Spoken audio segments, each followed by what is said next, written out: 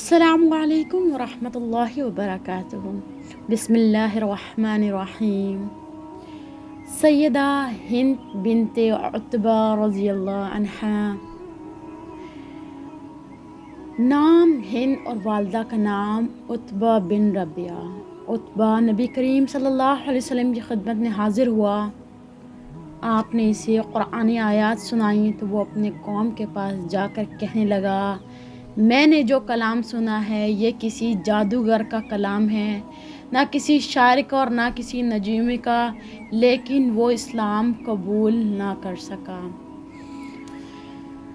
وہ اسلام قبول کیوں نہ کر سکا؟ کیونکہ اس کے دل میں وہ بات اتری ہی نہیں تھی، تو وہ اسلام کیسے قبول کر لیتا؟ اس نے بس قرآن کو سنا اور وہ دوڑتا چلا گیا۔ یہی حالات اس وقت ہمارے ہیں۔ ہم قرآن تو سنتے ہیں اور اس کو اپنے دل میں، اپنی روح میں نہیں اتارتے۔ ہم اس کا مطلب نہیں سمجھ پاتے، بس بیٹھتے ہیں، ایک سپارہ پڑھ لیا، 2 سپارے پڑھ لیے، لیکن ہمیں یہ بھی نہیں پتہ کہ اللہ تعالیٰ کس سورہ میں ہمارے لیے کیا بات فرما رہے ہیں، اللہ تعالیٰ ہم سے کیا چاہتا ہے، اللہ کو کیا پسند ہے، اللہ کو کیا نہیں پسند ہے، یہ ہم نہیں جانتے۔ بس فرضی اور فارمیلٹیز پوری کر رہے ہیں ہم لوگ اپنی زندگی کی، جو ہمیں زندگی دی گئی ہم اس پہ اپنی فارمیلٹیز کو پورا کر رہے ہیں۔ نماز پڑھ لی، اذکار کر لیے، ایک قرآن کا سپارہ پڑھ لیا، جی ہم نے عبادت کر لی، ہماری عبادت ہو گئی ہے، ہم اللہ سے بہت محبت کرتے ہیں۔ باقی نماز پڑھ کے عمل میں کیا لا رہے ہیں؟ سوال کرنا ہے خود سے۔ نماز پڑھ کے عمل میں کیا لا رہے ہیں؟ عملی زندگی کیسی جا رہی ہے؟ قرآن پڑھ کے عمل میں کیا لا رہے ہیں؟ عملی زندگی کیسی گزر رہی ہے؟ کون سی صبح رب کے لیے ہوتی ہے اور کون سی شام رب کے لیے ہوتی ہے؟ کبھی سوچیں کہ رات کو سوئیں گے اور صبح نہیں اٹھیں گے؟ کبھی سوچا کہ اللہ کے رسول صلی اللہ علیہ وآلہ وسلم کی کیا سنت تھی؟ رات کو وہ کیا کر کے سوتے تھے؟ چند کو پتہ اور چند کو تو بالکل ہی نہیں پتہ۔ اللہ تعالیٰ ہمیں ہدایت دے اور جس سفر کا آغاز کیا اللہ تعالیٰ اس میں برکت عطا کرے، لیکن اس میں مجھے آپ لوگوں کے ساتھ کی بھی بہت زیادہ ضرورت ہے۔ وہ اس لیے کیونکہ دیکھیں، دین کو پہنچانا ایک ہمارا مشن ہے جو اللہ کے رسول نے جاری کیا تھا، ہمارے پیارے نبی محمد صلی اللہ علیہ وآلہ وسلم نے جاری کیا تھا، جن پر طائف نے تو پتھر برسائے تھے، لیکن دین کا کام نہیں چھوڑا تھا انہوں نے۔ دین کا کام کبھی نہیں چھوڑتے تھے۔ اگر کوئی کبھی، جب وہ داعی تھے تو وہ جب دین کی دعوت دیتے تھے اور جب کوئی نہیں سنتا تھا تو وہ کبھی غمزدہ ہو جاتے تھے۔ کچھ حالات میرے بھی ایسی ہیں کہ آپ لوگوں تک پہنچاتی تو ہوں، لیکن آپ لوگوں کے دلوں میں نہیں اتر رہا، آپ لوگ سمجھ نہیں رہے، اس کو سمجھنے کی کوشش نہیں کر رہے۔ آپ کو یہ 15 منٹ بھی 15 گھنٹے سمجھ کے لگ رہے ہیں، لیکن ابھی ہم بولیں گے نا آؤ ہم آؤٹنگ پہ چلیں یا ہم فلاں جگہ چلیں، وہ گھنٹوں گزر جائیں گے، ہمیں نہیں پتہ چلے گا، لیکن ہمارے پاس 15 منٹ نہیں ہے۔ آپ خود کو روز 1 گھنٹہ نہیں دے سکتے؟ وہ گھنٹہ جس میں صرف آپ اور آپ کا رب ہو۔ اللہ تعالیٰ ہمیں توفیق عطا فرمائے۔ اللہ کے رسول جب غمزدہ ہو جاتے تھے تو اللہ تعالیٰ فرماتا ہے، قرآن پاک میں فرماتا ہے کہ آپ کا کام ہے صرف پہنچا دینا، میرا کام ہے ہدایت دینا، لیکن میں ہدایت بھی اسے دیتا ہوں جو اس کی طلب رکھتا ہو، جو اس کی تڑپ رکھتا ہو، جس کو اس کی لگن ہو، جس کو اس کی جستجو ہو، جس کو اپنا رب چاہیے ہو، جو چاہتا ہو کہ میں اپنے رب کا دیدار کروں، جو چاہتا ہو میں اپنے رب کی جنت کو پالوں، جو چاہتا ہو کہ میں اپنی زندگی کا ایک ایک لمحہ وہاں وقف کر دوں جو ہم میں دین پہنچانے کے لیے جنہوں نے اپنی زندگیاں قربان کر دی۔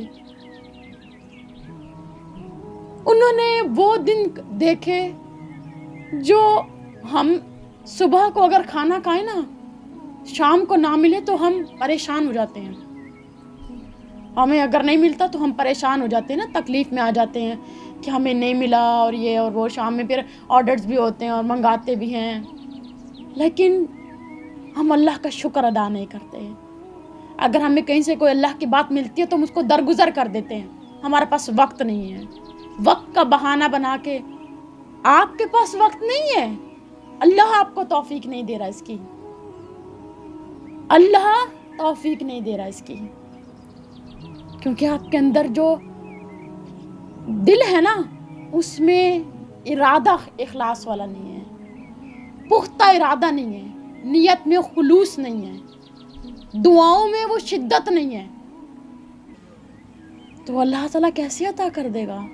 محاسبہ ہم نے اپنا ضرور کرنا ہے. سیدہ ہند کی خوبیاں تھیں کہ وہ ہند فصاحت و بلاغت، جرأت، شجاعت، حوصلہ مندی، ثابت قدمی اور خود اعتمادی اور خاندانی وجاہت کے اعتبار سے ایک بلند پایہ خاتون تھی. ایک دن ہند نے اپنے چھوٹے بیٹے معاویہ کو پکڑا ہوا تھا. دونوں کہیں چلے جا رہے تھے کہ کسی نے کہا، اگر تیرا بیٹا زندہ رہا تو یہ اپنی قوم کا سردار بنے گا. سیدہ ہند فرمانے لگی، صرف اپنی قوم کا سردار؟ میں تو اسے دنیا بھر کا سربراہ دیکھنا چاہتی ہوں. اگر یہ صرف اپنی قوم کا سردار بنا تو پھر اس کا کیا کمال ہوا؟ سیدہ جب سیدنا معاویہ رضی اللہ عنہ بڑے ہوئے تو انہوں نے اپنی والدہ محترمہ کے بارے میں اس تاثر کا اظہار کیا کہ میری والدہ زمانۂ جاہلیت میں بڑی خطرناک خاتون تھیں اور اسلام قبول کرنے کے بعد یہ خیر و بھلائی کی پیکر خاتون بن گئیں.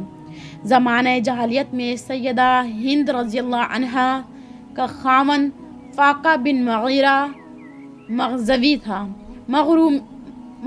تھا. اس نے ایک مہمان خانہ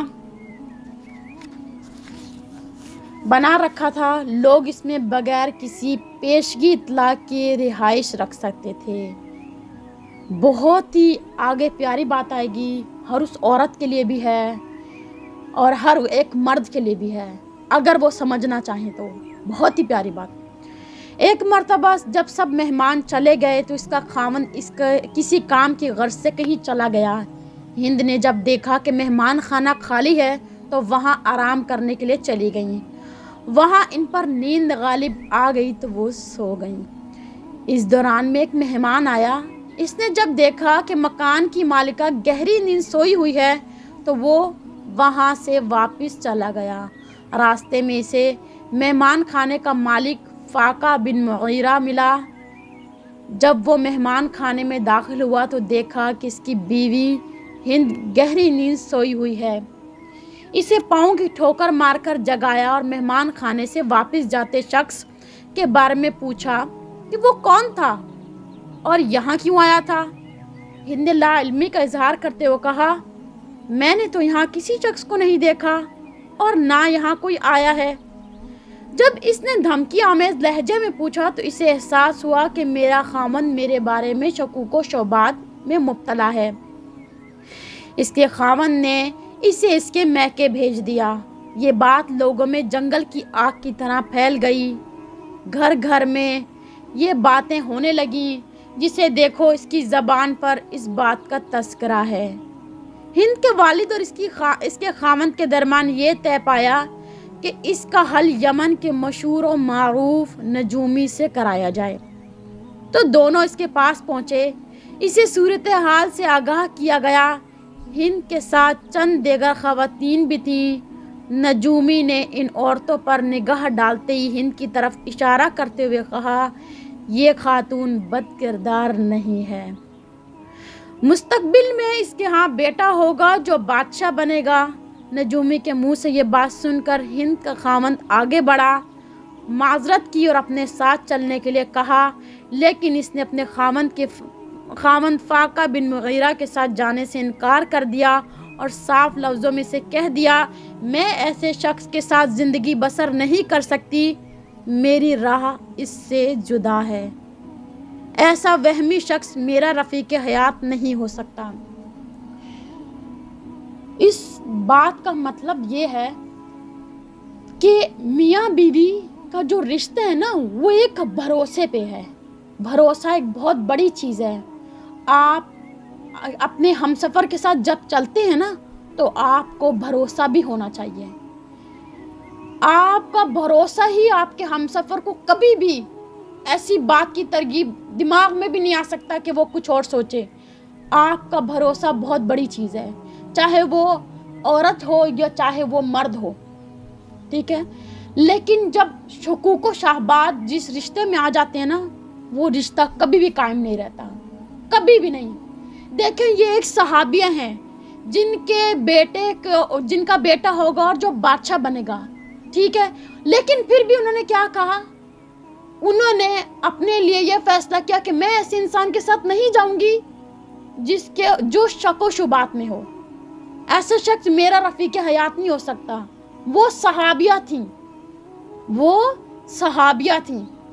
آج ہمارے معاشرے میں عورت کو کیا سمجھا جاتا ہے؟ عورت کو عزت کی نگاہ سے نہیں دیکھا جاتا، عورت کو عزت نہیں دی جاتی، عورت کی حفاظت بھی نہیں کی جاتی. بہت سے ایسے لوگ ہیں، بامشکل عورتوں کی حفاظت ہوتی ہے. ہمارے معاشرے میں بچیوں کے ساتھ زیادتی، زنا، ہمارے معاشرے میں استغفر اللہ زنا ہونا، اس طرح کے ریلیشن بنانا، یہ سب چلتا ہے. لیکن اگر ہم اسلام کو دیکھیں، ان وقتوں میں ایسا ہوتا تھا کہ سر قلم کر دیے جاتے تھے اور زنا کی سزا کوڑے مارے جاتے تھے. عرب میں تو یہ ہوتا ہے کہ اگر کوئی زنا کرے، مطلب کوئی بچی کے ساتھ زنا کرے گا تو اس کو سر قلم کر دیا جاتا ہے. عرب میں یہ ہوتا ہے. ان وقتوں میں بھی زنا کے جب گواہ لا دیے جاتے تھے تو پھر ان کو رجم کے پتھر مارے جاتے تھے، رجم کیا جاتا تھا. لیکن آج ہمارے معاشرے میں اس چیز پر نظر ہی نہیں جاتی ہماری. ہم نے اسے ایک عام چیز سمجھ لیا ہے. ایک ریلیشن، نکاح ایک بہترین رشتہ ہے، بہت ہی خوبصورت. اسلام آپ کو منع نہیں کرتا ہے نہ محبت کرنے سے اور نہ رشتے بنانے میں. بس اسلام کہتا ہے کہ شریعت کے مطابق چلو. اگر آپ کو کوئی پسند ہے تو اپنے والدین سے اس کے بارے میں بات کرو. والدین نہیں مانتے لیکن ان کو منانے کی کوشش کرو، اللہ سے دعا کرو، اللہ سے مدد طلب کرو. لیکن حرام رشتوں سے بچو اور بچاؤ. آج آپ حرام رشتوں سے بچیں گے، ہمارا معاشرہ اور ہم سب مل کے ہی خود کو ٹھیک کر سکتے ہیں.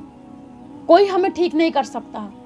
ہم اپنے آپ کو خود ٹھیک کر سکتے ہیں. جب تک ہم قدم نہیں بڑھائیں گے اچھائی کی طرف تو ہم نہیں کچھ بھی کر سکتے. اب آپ نے سنا، آپ آگے پہنچائیں گے، آپ کو ایک بات پتہ چل گئی، پھر آگے کوئی نہ کوئی بات کسی نہ کسی کو پتہ چلتی رہے گی. تو یہ سلسلہ جاری. اگر آپ نے سنا اور آپ نے اپنے تک رکھ لیا تو پھر تو وہیں کی وہیں بات رہے گی. نہیں کسی کو کیا پتا کہ آپ نے کیا سیکھا اور کیا نہیں سیکھا. مطلب ان وقتوں میں بھی اجازت تھی اپنا حق بولنے کی. جب ان کو بولا کہ ان کی بیوی بد کردار نہیں ہے، ان کے شوہر نے بیوی سے اس طرح پوچھا، ان پہ شک کیا، پھر ان کو لے جایا گیا وہاں پر. ان کو کہہ دیا بھائی یہ آپ کی بیوی، یہ عورت بد کردار نہیں ہے. وہاں پہ عورت نے اپنا فیصلہ سنا دیا کہ میں آپ کی معذرت کو قبول نہیں کرتی، میں ایسا رفیق حیات نہیں چاہتی جو شک و شبہات رکھتا ہو. تو اس میں کوئی ممانعت نہیں ہے. رشتہ ایک بھروسے کا رشتہ ہے. جب آپ رشتہ بنائیں تو اس پہ بھروسہ ضرور ہونا چاہیے. اللہ تعالی ہمیں اس قابل بنائے. اسلام کے ساتھ لڑائی. پھر سیدہ ہند رضی اللہ عنہا کو ابو سفیان بن حرب کے ساتھ شادی ہو گئی. دیکھیں، ایک جگہ سے طلاق ہوئی اور دوسری جگہ شادی ہو گئی. آج اگر ہمارے ساتھ یہ سب کچھ ہمارے معاشرے میں ہو تو کتنا برا سمجھا جاتا ہے نا. اور طلاق یافتہ عورت کو تو اتنی بری نگاہ سے دیکھا جاتا ہے، ایک گالی سمجھا جاتا ہے. ہاں اسی نے کچھ غلطی کی ہوگی جو اس کو طلاق ملی ہے. اور پھر عورت کو تو کچھ عزت دی ہی نہیں جاتی. عورت کو تو یہ سمجھ لیا جاتا ہے کہ سب کچھ اسی کا قصور ہوگا. لیکن کوئی یہ نہیں دیکھتا کہ اصل حقیقت کیا تھی. اللہ تعالیٰ ہم سب کو ان صحابیات کی زندگی سے سیکھنے کی اور اس پر عمل کرنے کی توفیق عطا فرمائے. انشاءاللہ ہم آگے بھی اس سفر کو جاری رکھیں گے. سیدہ ہند بنت عتبہ رضی اللہ عنہا کے بارے میں دیکھیں گے انشاءاللہ، شادی کے بارے میں بھی اور ان کی لڑائی کے بارے میں بھی، اسلام کے لیے جو انہوں نے لڑی تھی. لیکن پھر بھی میں آپ لوگ سب سے ایک بات یہی کہنا چاہوں گی، خود بھی سنیں اور آگے اپنی اپنی ازواج مطہرات تک، اپنی بہنوں تک، اپنی ماؤں تک اور اپنی بیٹیوں تک بھی ضرور پہنچائیں. اور جو بہنیں ہیں وہ اپنی دوستوں تک اپنی ماں کے ساتھ بیٹھ کے، اپنی بہن کے ساتھ بیٹھ کے ضرور سنیں، اور جتنا ہو سکے اس کو آگے سے آگے بھی پہنچائیں. ہم نے دین کو ہر کونے کونے تک پہنچانا ہے انشاءاللہ، کیونکہ اس وقت ہمارا ملک، ہم سب دین سے کوسوں دور ہیں، اور ہم نے اپنے مشن کو ہم سب نے مل کے جاری رکھنا ہے. دین کو ہم نے، اسلام کو کونے کونے میں، اپنے نبی صلی اللہ علیہ وسلم کی اس مشن کو کونے تک پہنچانا ہے انشاءاللہ. اللہ تعالیٰ آپ سب سے راضی ہو. جزاکم اللہ خیرا کثیرا. السلام علیکم ورحمۃ اللہ وبرکاتہ.